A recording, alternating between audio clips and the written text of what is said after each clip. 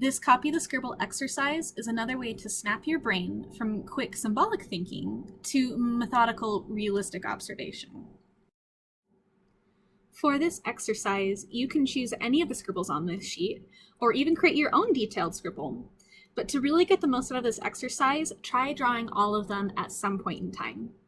So for now, pick one to start and begin drawing. You can draw it the same size as the original scribble, or you can draw a larger scale version like I did here. To start, pick any point along the line and just get going, but go very, very slow. Pretend that your eye is a tiny ant and it has to react to every subtle change in the landscape of the line. If it was an ant walking along the ground, it would behave a little bit differently if it was trying to walk over a grain of sand as opposed to a large rock, and your drawing needs to reflect that. But unlike the blind contour drawing, you can judge the progress of your own drawing side by side with the reference picture as you go. You can also erase and make adjustments, and let's be honest, we all need to do that at some point in time, even the best of us. Part of the process of comparing your drawing with your reference as you go is what I call the 2/3 rule. This means that if you were to take the entire time you spend drawing and separate it into thirds, you should spend 2/3 of that time looking at your reference picture and only 1/3 looking at your own drawing. That means that you'll be moving your eyes back and forth a lot, as well as double checking every section of the line that you put down right after you draw it. Doing this is important because our short-term memory or working memory can only hold so much visual info and for only a few split seconds. So make sure that you spend at least 2/3 of your time looking at your reference in order to compensate.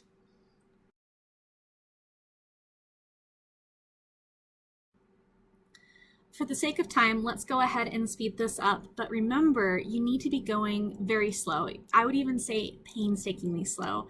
Notice how slow I was going before we sped this up, and try and copy that, and maybe even go slower. But if you're going faster than that, you're really doing yourself a disservice. So slow down.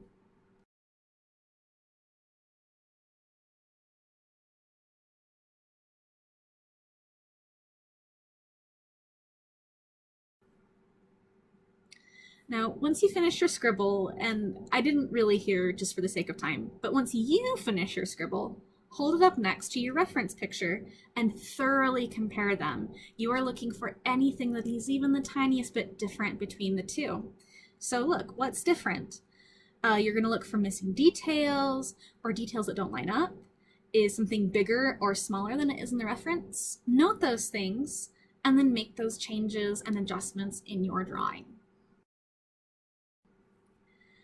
Now, if you're doing this comparison and you still can't find anything that's different between your drawing and the reference picture, well, good for you. You probably have a very good sense of confidence about your own art, and that is great. I need you to put that on the back burner for now, not to self-deprecate, but just to understand that we all have places we need to improve. So we're going to get really critical about this. I'm glad that you're confident, but let's get critical. Let's analyze this. And here's something else you can do if you're stuck.